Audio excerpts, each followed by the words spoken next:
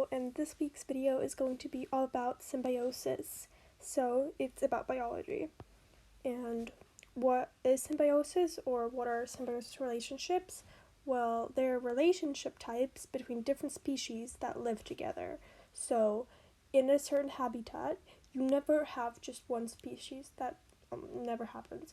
There's always multiple species, and whenever two or more species are living together, there's always a relationship that is established.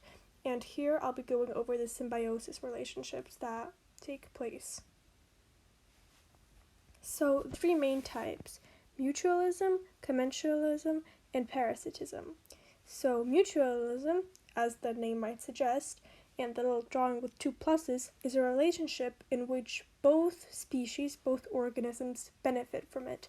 So, for example, organism A receives nutrients from organism B, but organism B receives safety and protection from organism A. That would be an example of mutualism. On the other hand, commensalism is where one benefits, but the other one is neither harmed nor benefited. So it doesn't really impact the second species. So, for example, organism A could be getting safety from organism B, but organism B does not even recognize or feel that organism A is doing anything in relation to it. So it's not impacted at all.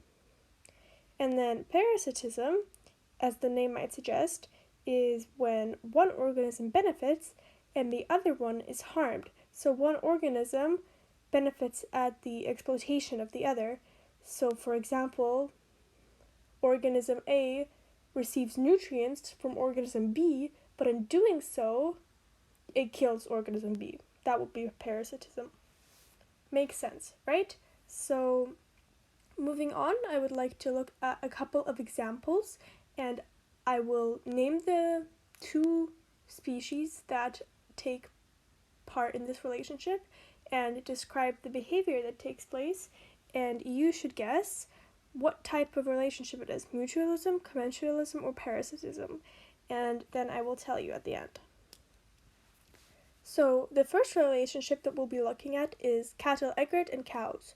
So cattle egret are birds that follow cows around, and as the cows move, the cows stir up and flush out insects from the vegetation that the egrets would eat. The egrets would not be able to get a hold of these insects were they not stirred up by the cows. And the egrets also eat the insects that tend to bother the cattle. So what kind of relationship does this seem most like? Have a little think about it and then come back. If you guessed that it was commensalism, you are right.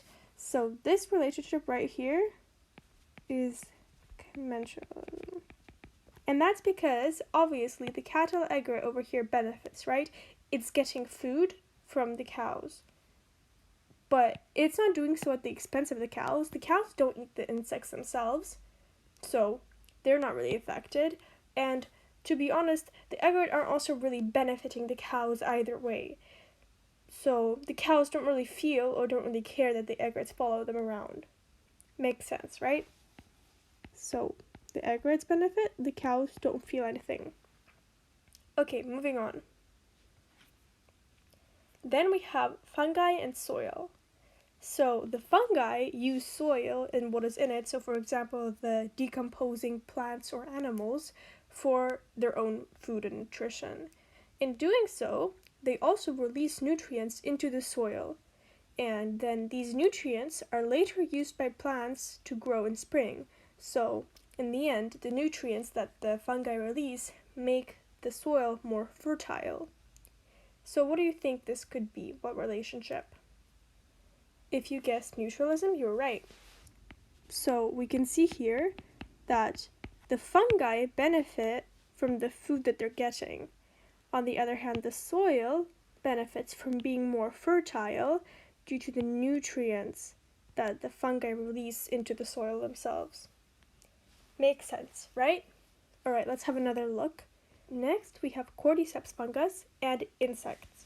So, the cordyceps fungus infects the insects and drains them of nutrients.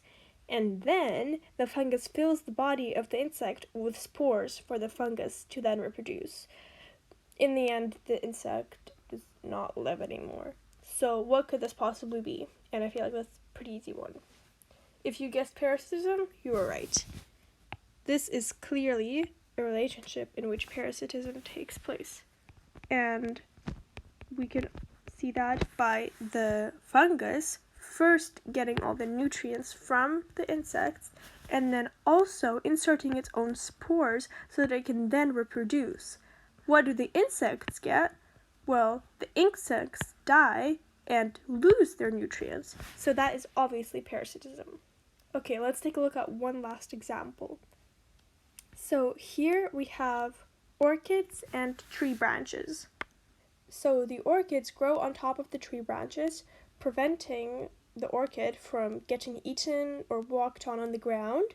And moreover, when the orchid is growing on the tree branch, it is more exposed to sunlight and not covered by all of the trees or all of the other plants on the ground, and receives more sunlight that it can then use for photosynthesis.